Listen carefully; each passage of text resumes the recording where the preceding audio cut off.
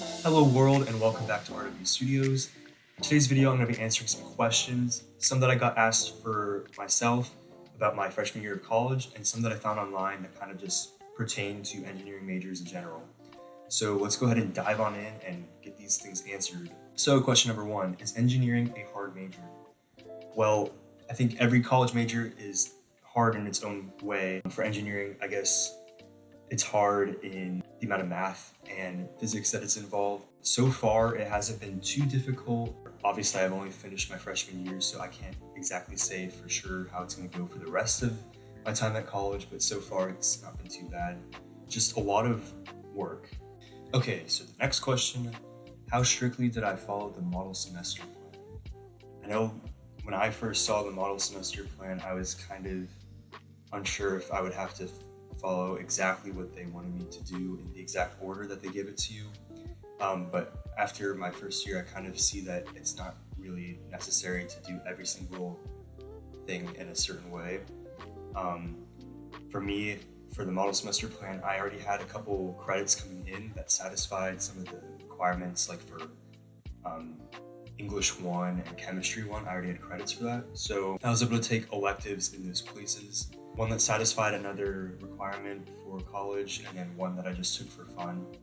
So, of course, you don't really have to follow exactly what they give you on the website. There's room for classes of your own interest and stuff for maybe if you wanted to pursue a minor or something. Like you definitely have room for that. So you don't follow the model semester plan too strictly. Of course, you totally can. That's up to you.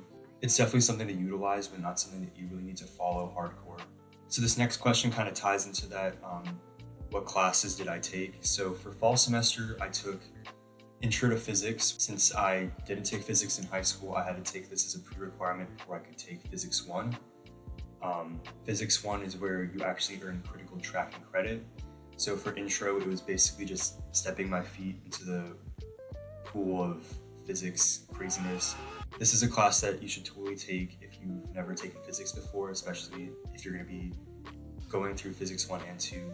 It's definitely something good to have in your schedule so that you don't just dive right in to a very fast-paced physics course, especially in your first semester. That would kind of suck. So I had Intro to Physics, and then I had Calculus 1. Difficult, but thankfully I took this in high school, so I had some prior knowledge to help me out with the class. So yes.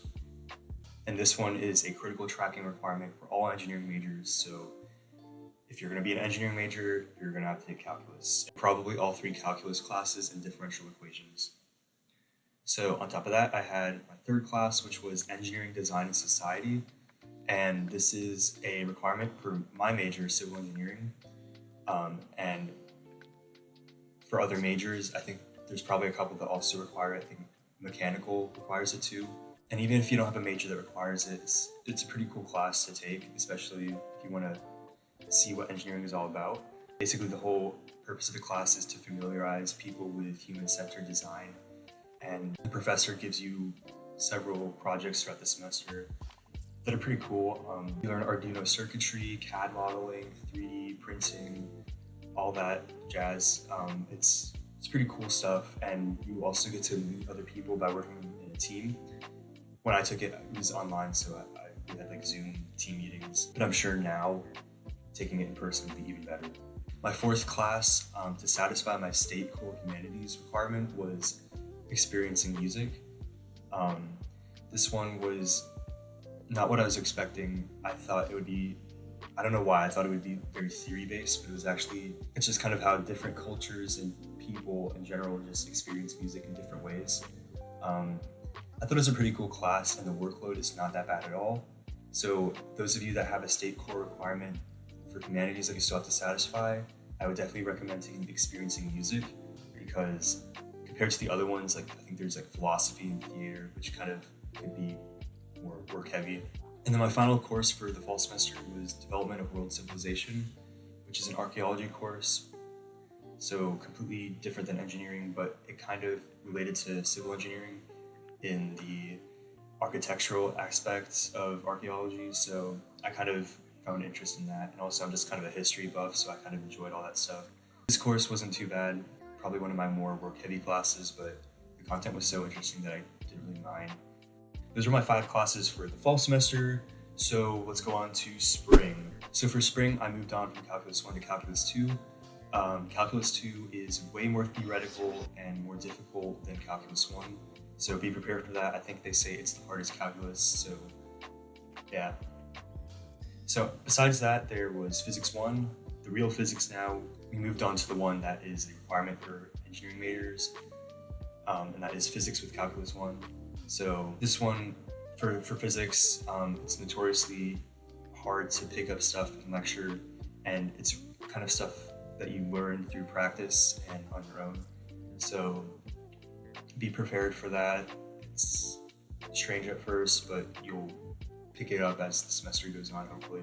So going on with physics, I took Physics 1 lab, and that was pretty fun to see all the stuff that we were learning in class be experienced in person, because some of the concepts get hard to grasp, and to be able to see it in person really helps. So next I took General Chemistry 2, and I actually took the engineering section with Dr. Korlev. So this one was back when I thought I was going to be a biomedical engineer, and this is a requirement for them. So I took this as well as Chemistry 2 lab. And, I can't really say much for this because I'm a chemistry nerd.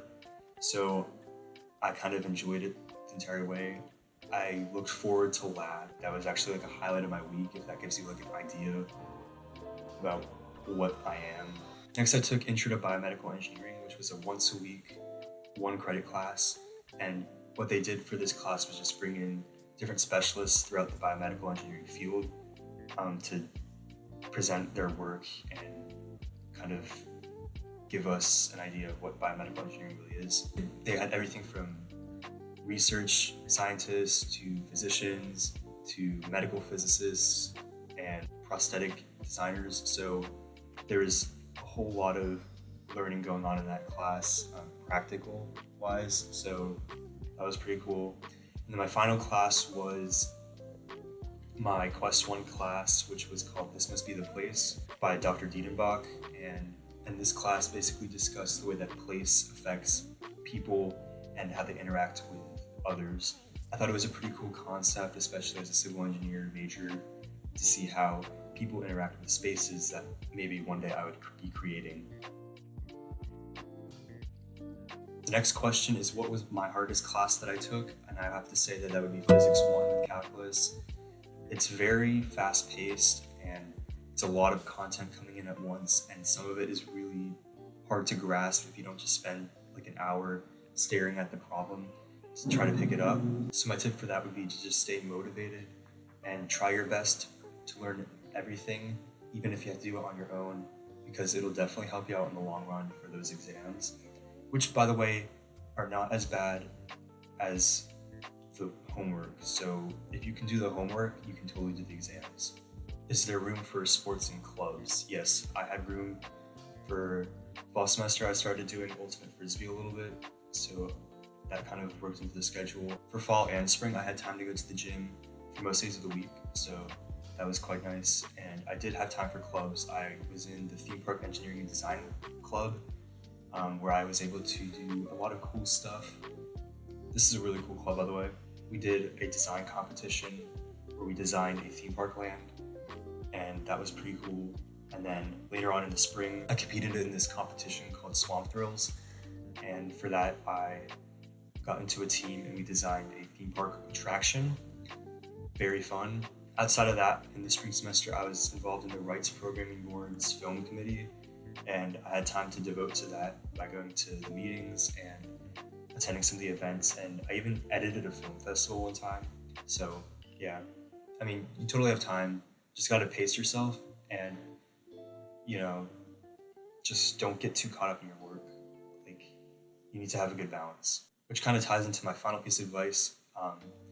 When it comes to this kind of stuff, you're gonna be throwing a lot of work, so don't forget you need to work as hard as you play and play as hard as you work. Work hard, play hard. I mean, if you don't maintain that balance, you're gonna die out, if not physically, then emotionally. So you definitely want to keep up that self-care and feeling good about yourself. Just, if you finish an exam, go party. When you finish studying, play a game or something, read a book, just hang out with friends, just do something. This is college, you gotta have a good time. So there you have it. Those are some questions about engineering majors. Hopefully this helps some. And if you have any other questions that you'd like answered, totally comment that down below. Other than that, this is the last video before college vlogs begin, so be prepared for that.